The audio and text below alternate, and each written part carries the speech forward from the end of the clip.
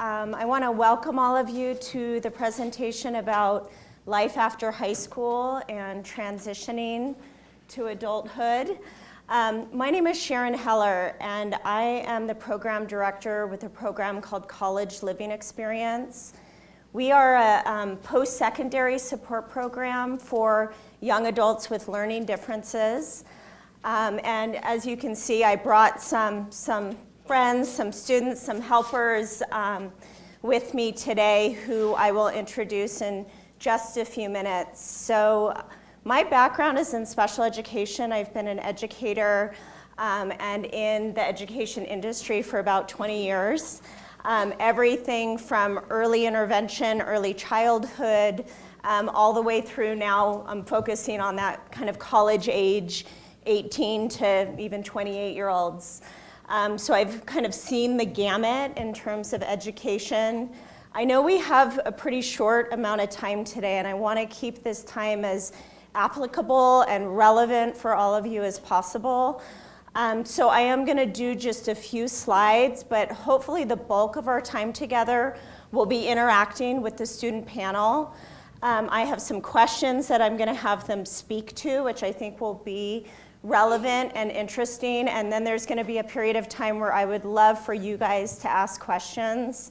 I actually realize I don't know if we have a second mic, so you may need to kind of shout those out, but you can be thinking as we go, what would you like to know? You know, what questions do you have about this period of time in life of independence, you know, moving away from home, whether it has to do with college or independent living, social aspects. So go ahead and just, you know, keep a little running log of your questions so that when we get to that point, you'll be ready to ask them.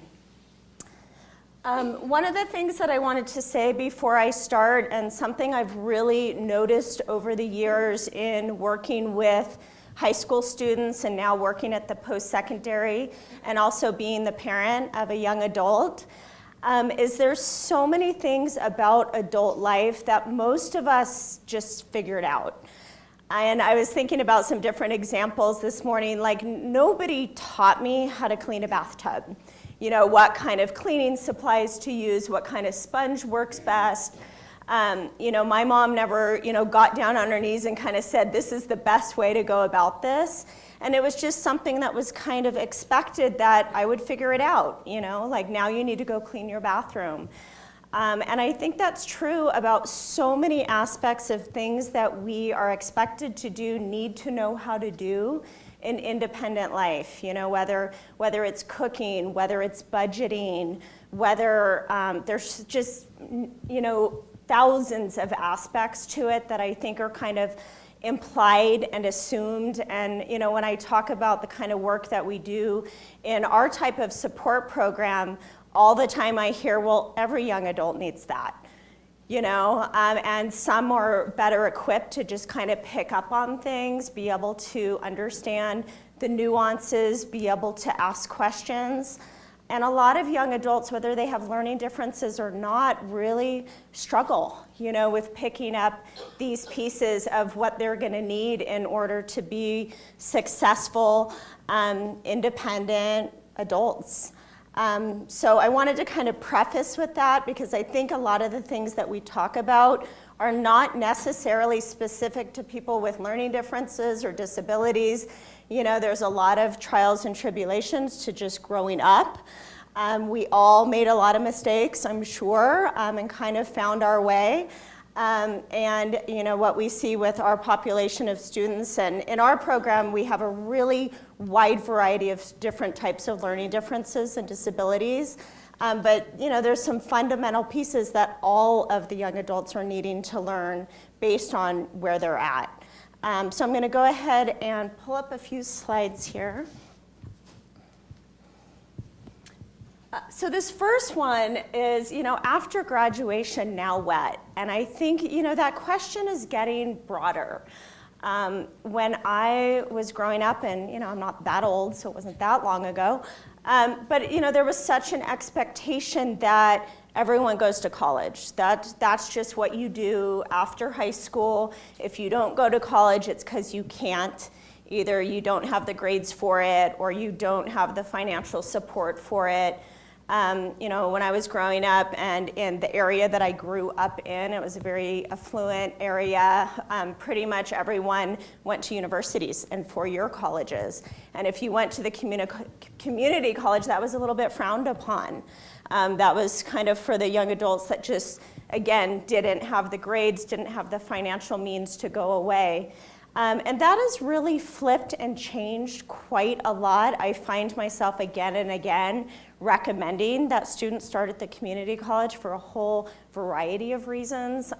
So there are so many questions about what to do after high school, and I talk with a lot of families who are kind of in that even early, you know, 15, 16, 17-year-old young adults, and they're really trying to determine what is going to be the right pathway for my son or daughter. So one of these steps is really choosing a pathway. And, you know, one of the mindsets that I think is helpful is thinking about what is that next step pathway. In this day and age, very few people are choosing these lifetime careers. Maybe, you know, kind of when we grew up, I'm going to be a teacher, and then I'm a teacher, you know, for the rest of my life. And what we're seeing more and more with young people and millennials is, you know, they've got, this isn't specific data that I'm quoting right now, but they may have 10 different careers in their first, you know, 20 years of employment. So there's a lot of change, a lot of transition. And so I always encourage families and students just looking at what's the next step? You know, where's the next pathway that's going to take me through the next year or the next 3 years versus I have to have, you know, the rest of my life or even the next 10 years figured out. Self-advocacy is huge, and, you know, something that we emphasize constantly within the context of our program. But I think you can't be too young to start working on self-advocacy.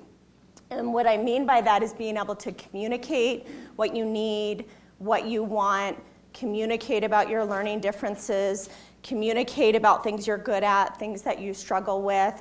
And really, I have an 8-year-old daughter, and I practice this with her, you know, not communicating everything for her. If something's on her mind, why don't you talk to your teacher about this and tell her how you feel about it? Why don't you talk to your coach? And not just coming in as the one who's always doing that. And I think by practicing that, you know, with younger ones, even when they're really little, they get that experience. I get a lot of students that come into the program who've never advocated for themselves, and they're 18, 19, 20, and having to learn that at that point is pretty hard. So this is something I can't encourage enough to be working on. Independent living is a huge piece, of course, after life after high school. It doesn't mean that, you know, not every student moves out of the home at that point, but it's never too early to start working on those independent living skills. And these guys will for sure be talking more about that. Social connections. I think one area that we really underestimate is how different a social community is after high school. And, you know, if you think about the progression of preschool to elementary school to middle school to high school, those are all very different social communities for the most part. You know, unless you attend a very small, very, you know, kind of insular school setting, some students do. But college can be quite shocking. That college community is huge for the most part, or maybe a student's going into vocational or into the workplace, and adapting to a whole new social community is enormous piece, and actually is often one of the biggest reasons that first-year college students drop out. Is because of social anxiety, because they just get so overwhelmed by all of the new relationships that they need to manage and maybe don't figure out or find a place where they fit in, where they feel accepted. So determining a starting point, again, you know, this can be so challenging, and I really encourage really looking at that next step. We're seeing more and more young adults, not just in my program, but really just across the, I would say worldwide, because I've been hearing about this a lot in Europe as well, is students wanting to do a gap year. We're seeing that students often after high school, and I would say especially students with learning differences, they may be really over the top with education. High school is probably hard. And we're seeing students that really are like, oh my God, I think I want to go to college, but I am tired, you know, of that rigorous academics. I'm stressed out. It was really tough. I want to have a different kind of an experience. And gap years can be enormously beneficial. They can look so many different ways. Within a post-secondary support program, most of our gap year students are really working intensively on career development skills, vocational skills, volunteering, internships, really, you know, working on those foundational skills that are going to help them be more successful college students. I talk to families a lot that are worried about breaking the academic momentum, and they're like, well, if he gets a year off or even a semester off, maybe he's not going to want to go to college, and we want him to go to college, and he's capable of that.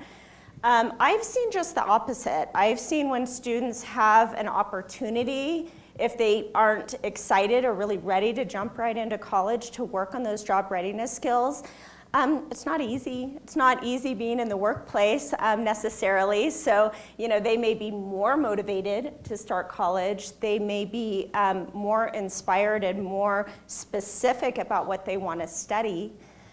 Even the community colleges are wanting students to declare a major. I was surprised when I first heard that. I was like, you know, community college, you get to take what you want until you have your associates and then you transfer. That's not the case. They're wanting, even within that first year, students to decide, am I an associate's in business? Am I going for this? Am I going for education? And that's something that students really struggle with when they really don't know. So having that experience in the workplace, getting to be in a variety of different kinds of work environments, can be a great way for students to learn about themselves, learn about, hey, this is what I'm good at, this is what I'm not. These are the kind of work environments that I like to be in. So I think that can be a really good route for a lot of young people. And then some students are really excited and really ready to go immediately into an educational environment. Again, I have a slide on this, so I'm going to wait. Here we go. This is a young man that we had in our summer program, actually a couple years ago. So I talked a little bit about community college versus four-year university, and it's a really good question to really look at. So some of the benefits that I see in community college, even with students who have gotten accepted into a four-year university, you know, sometimes we have that discussion, that's awesome, you got into UCD. How do you feel about that? You know, are you ready to be in a lecture-style classroom with 200 other students? You know, does the student have the initiative? Do they have the classroom behavior? Are they going to be able to manage that coursework? One of the things that we find with the community colleges that we interact with here in Denver, the classes are a lot smaller. The professors are a lot more open-minded in terms of students using accommodations. Now, at every college anywhere across the country, students have a right to utilize accommodations in the classroom. So, you know, if the student had a 504 in high school or an IEP in high school, maybe has dyslexia, some kind of learning disability, things like extra time on tests, having access to the professor's notes, being able to use a laptop in a classroom, those are not a given, but if a student has documented needs and documented accommodations, they can access those, whether it is at a four-year, you know, whether they're at Harvard or whether they're at the Community College of Denver. However, the professors are going to be more hands-on. They're going to have a smaller group of students they're interfacing with. And the university expectations are very different. We see that time and time again. So it's really important that a student is ready for that level of independence. Technical colleges and technical certificates are becoming more and more popular. We have here in downtown Denver, Emily Griffith Technical College. I don't know if any of you have heard about it. But there's technical colleges like that all across the country where you can go in and get a culinary certificate. You can get an automotive certificate. You can get a nursing degree. You can get a real estate license. I went to their graduation a few years ago, and I had never seen such a diverse population of, the barbers and the real estate agents and the auto techs and the fashion design programs. But those programs are awesome because the students that know what they want to do can go in and in a very, short period of time, they can learn a skill set that's very employable. And what we know in this day and age is there's a lot of unemployed students, young people out there with bachelor's degrees and even master's degrees, and then we see these industries that are actually really excellent industries to work in where they just can't even fill the positions. So when my 19-year-old son told me he wanted to be an electrician and go to technical college, I said yes, that. And everyone in my family has gotten 4-year degrees, but I tell you, I didn't turn my nose on that for a second. I think it's excellent. So I think it's just something to be open-minded about. A lot of the community colleges also are starting to offer certificate programs. The Community College of Denver, for example, they have a vet tech program. You can get a journalism certificate. So there's a lot of different options where, maybe I have a student who has a math disability, but she loves to write. She was not going to be able to earn an associate's degree because of that issue that she has with math, but she was able to go in and get a journalism certificate. So there's more and more of these kinds of certificate and vocational programs popping up all the time. I talked a little bit about the value of that time in the workplace, right? Things like volunteering, internships, getting exposed to different industries and work environments. I caution families and young adults about just jumping in and getting a job before they've had any work experience. So one thing that I have seen is a lot of families are like, well, I want my son and daughter to get a job, and if they could just get a job, everything would fall into place. But if that young person doesn't have the executive functioning skills, if they're not able to get somewhere on time, if they're not able to problem solve with a coworker, if they don't have their hygiene kind of managed in a way that's going to go over well in a work environment, they're not going to be able to maintain that job. So what I've seen a lot over the years is young people who are really good at finding jobs, but then can't maintain jobs. So we really encourage students to have opportunities to volunteer. Internships are excellent, but ways that they can be in an environment where they're getting some coaching, they're getting feedback, they don't have that kind of risk factor of losing a job. There's a lot of organizations out there that provide job coaching. It's one aspect that we do in our program, and that's so awesome because then you can have somebody in there, and some students maybe just need it for the first day or two to really get familiar with the tasks at hand. Be sure they have a really clear understanding of what the expectations are. And then maybe there's a new skill to learn and they need someone to come in and help them really. Well, you guys will talk about this, right? Okay, I won't talk too much. All right, supporting decision making. Looking at student interests is really important.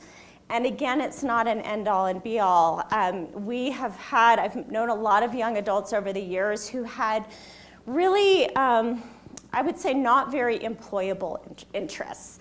I have a student who is super into glass blowing, right? And he kind of came in, he's like, I want to be a glass blower. And I was like, wow, okay. So that's awesome. And we started kind of looking into, what that entails and what that would really look like. And for him, we've done a lot of education on that's probably going to be a hobby. Don't give up your dream if it's something that you love. But really kind of helping students find that distinction between what might be a good employable skill, what's something that you're interested in, and what is really out there in the workplace. I had another student who wanted to work with wolves, And that was an interesting one too. And now she's kind of going for a vet assistant. So she loves animals, and she's volunteering at the zoo, and she's got all of these different experiences. And does that mean she's going to be working with wolves? Probably not, but she loves wolves. They're awesome. So did you have a question? I'll try to say it as best I can. So she was asking about what about young adults that are not on a diploma track, and what would be the options in terms of college support. So there's more and more programs that are popping up at community colleges and universities really all over the country for these non-diploma track programs. CSU has a program now where students can go and take non-accredited classes, have that experience of being a college student. So that's one avenue. Again, the certificate programs can be a really good way to go. A lot of the technical colleges, they use an entrance placement test called the TABE. And it's a test that, it tests math and writing and just some of the basics, and the different certificate programs will have different entrance level scores. So for example, a student who's going for a culinary certificate, I'm just going to throw this out there, I don't know if it's exactly accurate, but they may need to read at a 5th grade level and then have math skills to be able to measure, and but they're not going to have to be able to do algebra, for example. The nursing program is going to be a whole different set of criteria. So that's a great test to have your young adult take, is that TABE test, and then you can see kind of where they fall. With a technical college, they will tell you what the minimum scores are for all of their different kinds of certificate programs. So that can be a really good avenue. I talked a little bit about the kind of the exchange between student interests and realistic goals. So, again, I think it's always important to try to broaden students' perspectives. I see a lot of students that either have an enormous amount of interest, which is really fun, and then sometimes it's kind of reeling those in to say, okay, again, what could be the next step? Or let's explore these different interests further. And then some students have these really, really narrow interests. So how can we expand on that? How can you take something that you're interested in? We have a student some years ago that I worked with who wanted to be an astrophysicist. And frankly, she didn't have the cognition that she was going to go get a PhD. That wasn't going to happen for her. But she was able to volunteer at the Natural History Museum. She was able to kind of bring out her interests and be able to contribute her knowledge and be kind of somewhere around that industry without really going that full pathway. One piece that in a post-secondary program such as the one that I work on, we're also doing a lot of work trying to bridge the parents' expectations with what the student wants. And it's so important as young adults are kind of coming into themselves, into their own interests, that there's some balance with that. I spend a lot of time talking to families and finding out, what are your expectations for your son or daughter? What are your goals for them? What would you like to see them accomplish this year? Where do you want to see them at in 5 years? But then we also talk individually with the students to see what they want. And sometimes they're at like opposite ends. And that's really important to be able to have those, tough conversations if you're a parent with your son or daughter. Really talk about what motivates them, what you would like to see for them, and then finding those compromises, seeing where things are aligned.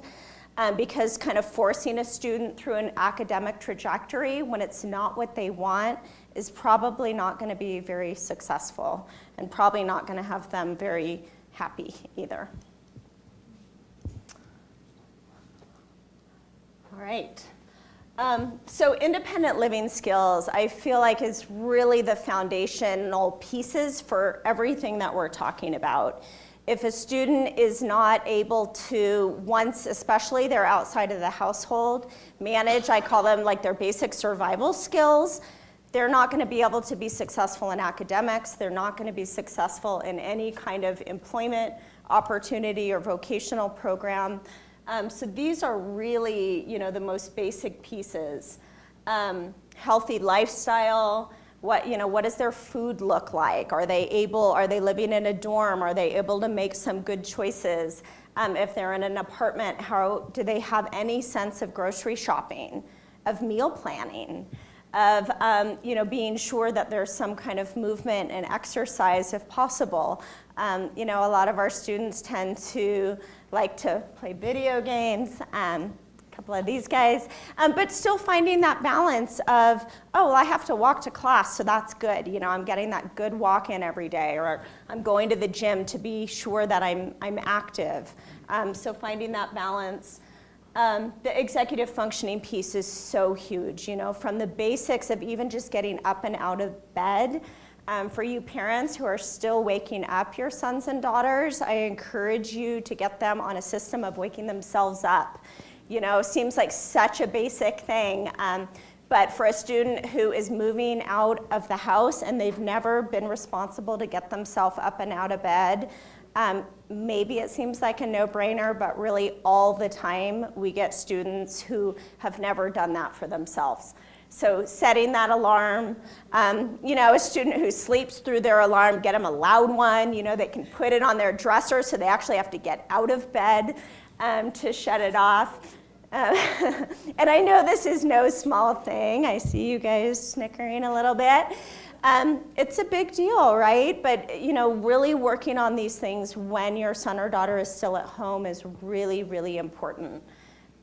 These guys might talk about some of those things and maybe things they wish they had started practicing before they moved out, whether it's laundry or cooking or grocery shopping or just waking themselves up in the morning. I want to skip to the panel because I have a feeling you guys are going to have some great questions. So, social connections I'll talk about really quickly, but we talked about, those social communities change. They change a lot after high school. Some of those changes are super positive for our young adults. Maybe they were with the same group of students since elementary school. Maybe there had been teasing. Maybe they have felt like they were ostracized. Maybe they weren't behaving in ways that when they look back, they're like, why was I like that? Maybe I ostracized other people. So the beautiful opportunity of being in a new social community is students get to be new. They get to be, who they want to be from that point forward. And we do a lot of coaching in our program about that. Like, how awesome, yeah, maybe you had that going on before, but now you get to be who you want to be. You can come out more, you can get together with other students more, even if you used to isolate yourself. So there's enormous opportunities there, but it can also be very, very overwhelming. So really, working through with the student, maybe they're going away to college and really talking about before they go, what clubs are there on campus? What are some things you're interested in that you can follow up with? Or if they're in a support program, that might provide more social opportunities than if they're just kind of dropped into a new environment without that. I'm skipping through again because I think a lot of this is going to get talked about with the panel, but helping students find that sense of community, regardless of what their setting is going to be, is really important. Practicing those communication skills, helping students even while they're living at home, getting involved with a hiking club or a running group or a chess club or a tabletop gaming group, or whatever it may be. If students have those interests and have the skills of kind of joining with groups like that, that can really transfer for them. So I have a young woman in our program who came a couple years ago. She's from Alaska, and she's a runner. And she was able to join a women's running group that had nothing to do with our program. She actually found it through Meetup. We helped her look into it to make sure that it was safe and she felt good about it. And she has that group of women that she's been running with, for the last 2 years, which is so awesome, So, and she was able to do that because she had that practice. She knew that was something she loved, and she had that community while she was at home. So she was able to find that once she moved to Denver. All right, so I want to get into the panel, and I'm going to introduce these guys. This is Cameron McDonald. And Cameron, why don't you just say a few things about how long you've been in the College Living Experience program and kind of what your academic focus is. All right. You gotta use the mic. So, my name is Cameron McDonald. I'm 23. I've been with CLE since August 2012.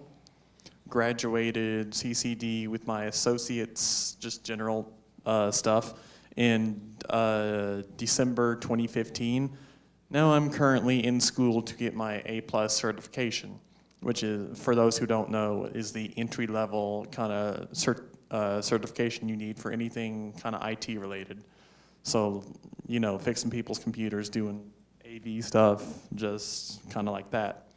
And I'll be out of that in this next summer, so next year.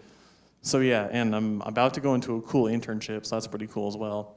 So yeah, things are pretty cool. Thank you. Thank you, Cameron. And this is Alex Fleener, and Alex, I'll let you introduce yourself. Hi, my name is Alex Fleener. I am originally from Portland, Oregon. I've been with the program since last year, so I'm on my second year, and I am in academics and career.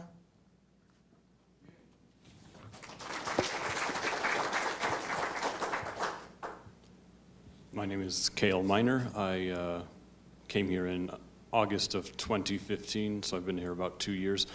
I've done career and academics. I'm on track for a associate's degree in Associate of Arts.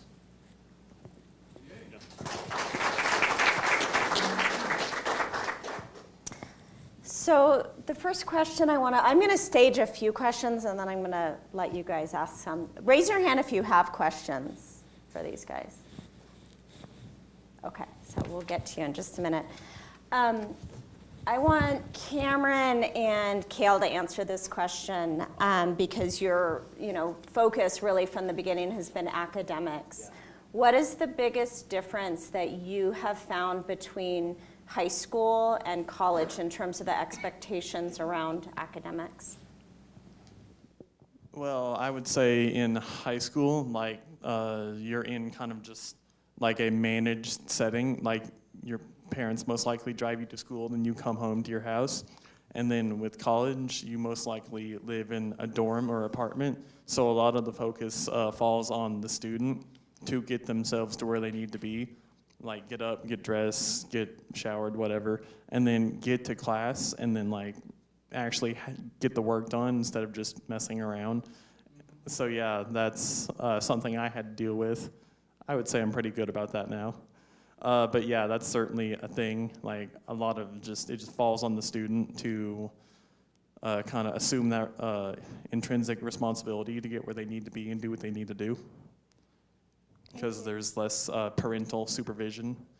I mean, CLE still helps you out, with ILS and stuff, which is independent living supports.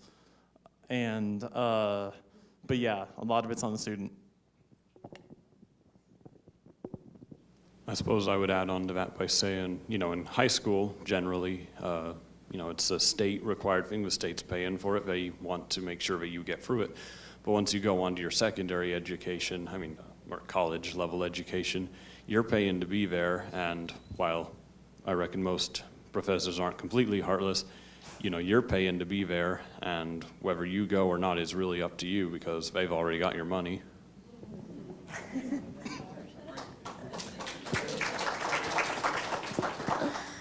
So yeah, like Cale said, once you pay the tuition, if you just mess around, you're pretty much just throwing money away. So it's yeah, it's pretty much worth it to pay attention and do well, or else you're just throwing money away. You can keep that. So the next question that I want you guys to answer, and you guys can all answer this one, and you can just pass it down, Cameron, when you're done. What is one skill that you wish you had learned in terms of independent living before you moved out of your parents' house? I would say just kind of just doing stuff that around the house that my parents usually did for me, like laundry, getting my own food, and like just kind of general stuff that you take for granted when you're before college, a high school student. So yeah, just learning to do that takes a bit, and then if you learn it, then yeah, you're good with it. But yeah, once you really have to kind of learn it before it takes hold.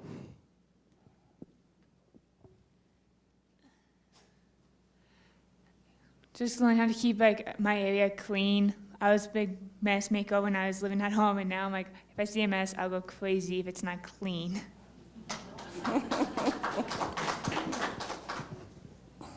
Living on your own's, pretty stressful, going through all of these things independently and dealing with that stress alone versus, when you're with your family, when you're living across the state from your family. Some people are even further away. Coping with those stresses and issues can be pretty tough, and I wish I'd gotten better at those coping skills before I came out so far from my family. Thank you, Cal. You want to say your question, and then I'll restate it over the mic so you guys can hear. Yeah, I was going to ask, did you guys did you try an alternative path before you went to CLE and failed? And if so, how did it eventually lead you to CLE? Great question. Did you guys all hear that question? Okay, so she asked if they had tried an alternative pathway before coming to CLE, before being in a support program. Well, I was in 2 private schools in high school who had already started me on the kind of beginnings that CLE would eventually help me flourish out. So yeah, I went into college like straight out of high school, like graduated senior year in the summer, and then enrolled in college at CCD, which is Community College of Denver, in the fall. So yeah, I was pretty much just straight to after high school. This is my post-secondary program. I went to a school out in Portland. I was living at home, and before I turned 21, I was technically able to age out, but I wanted to go off to college, and it's just one step before I came to CLE. So you, Alex, you were in a transition school district transition program before. Well, when I graduated in 2013, I did immediately go into college. It is what I expected to do, and it kind of felt what I needed to do.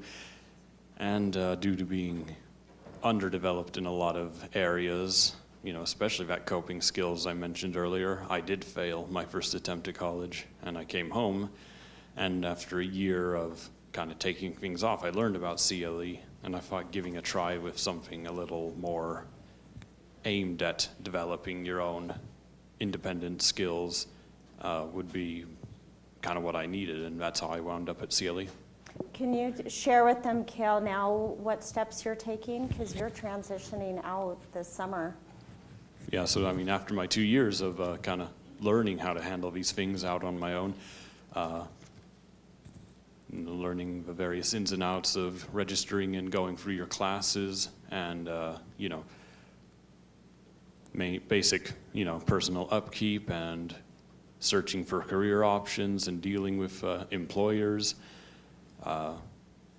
I feel I'm sufficiently developed in that way to kind of transition out of the CLE process and give a 4-year university another try. Kale, can you, sorry I'm putting you on the spot here, but Kale and I work together. I'm his advisor, and I've seen so much progress over the last couple years. So can you share like 1 or 2 things that you have developed that you know is going to help you be successful in your next environment? I suppose in my earlier years, I had some definite issues with self-advocacy thing, really hard for me to ask for help in whatever given situations, and kind of being forced by the situation and kind of being assisted and coaxed into it. You know, I've kind of gotten used to the idea of actually, you know, putting it forward and going and taking the steps I need to secure the help I need. No, that's great. Thank you. Other questions that you all have? Did any of you work with vocational rehabilitation? The question was, did any of you work with vocational rehabilitation? In Portland, I was recommended on my IP. Every time we had it, they say, "Oh, let's put you in here." I'm like, "No, I'm going to college." But I had friends who work with them, and they say, "Oh, it's a great program." But like, it was a big talk in the transition school in the district, because that's the first thing when you get ready to turn 21. They're like, "We're going to put you in this program right away so you can get used to going for interviews and all this stuff." So I was about to do that, and I'm like, no. And we do have students that we work with who also are working with the Department of Voc Rehab. Other questions? Can you mention the organization name you work for and how's it funded? I can. So the organization is College Living Experience.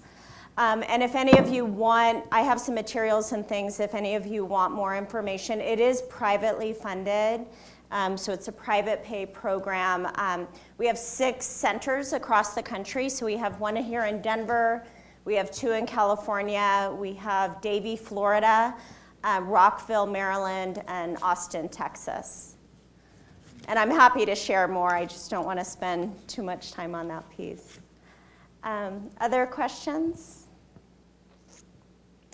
So can you guys talk a little bit about the kind of social differences after high school and how it is kind of maintaining a social community when you're living in your own apartments?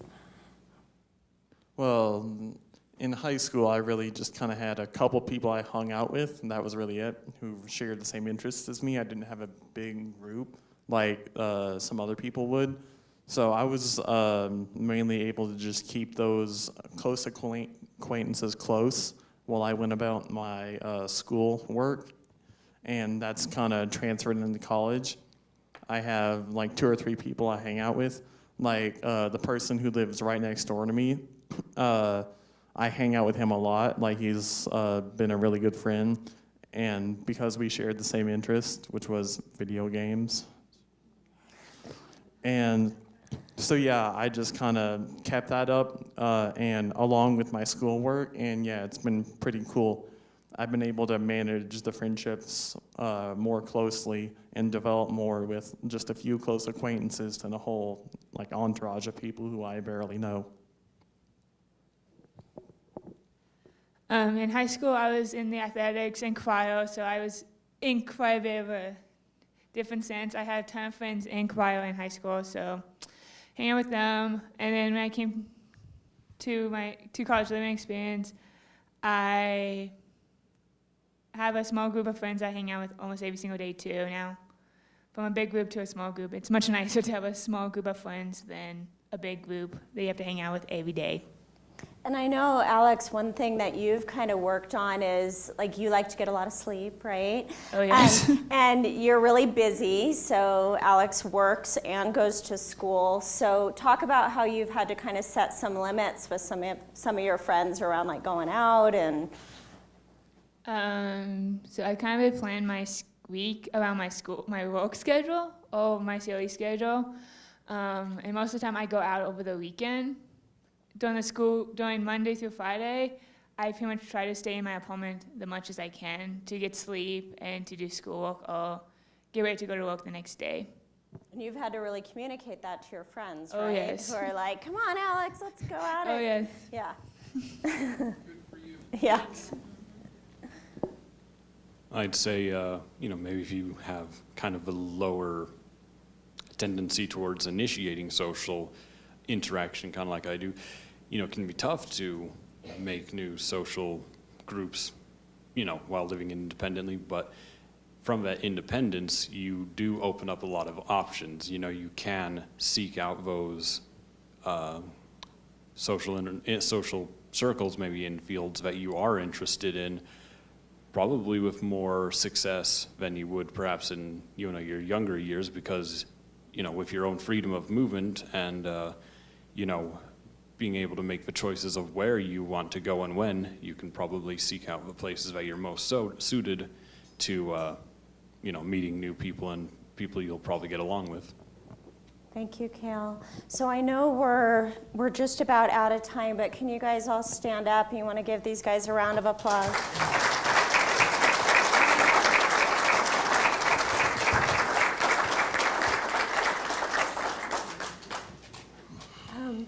And we'll be here for a few minutes if any of you want to come up and talk with us at the end. I did put a few resources up here for you. So you're be happy to jot some of these down. Some of these may be helpful for you. If you would like me to email them to you, you can come up and give me your email address and I can send those out to you, but I'll leave those up there for a minute. All right, so I'm going to say one last thing, because a couple of you were asking. This will just be my 30-second pitch. So we do have 6 programs across the country. We support students in the areas of academics, career development, independent living skills, and social supports. Our students live in apartments with other CLE students, and we really have full comprehensive wraparound supports that meet students where they're at. So we're not interested in overly supporting somebody who doesn't need, you know, support in certain areas. Our 800 number and website is up here. And I also have a really neat independent living skills checklist. If you guys come up, well, I have about 20 of those. So first come, first serve. And I have some business cards. If anybody just wants resources or has questions, even if you're not interested in CLE, feel free to reach out to me. Thank you.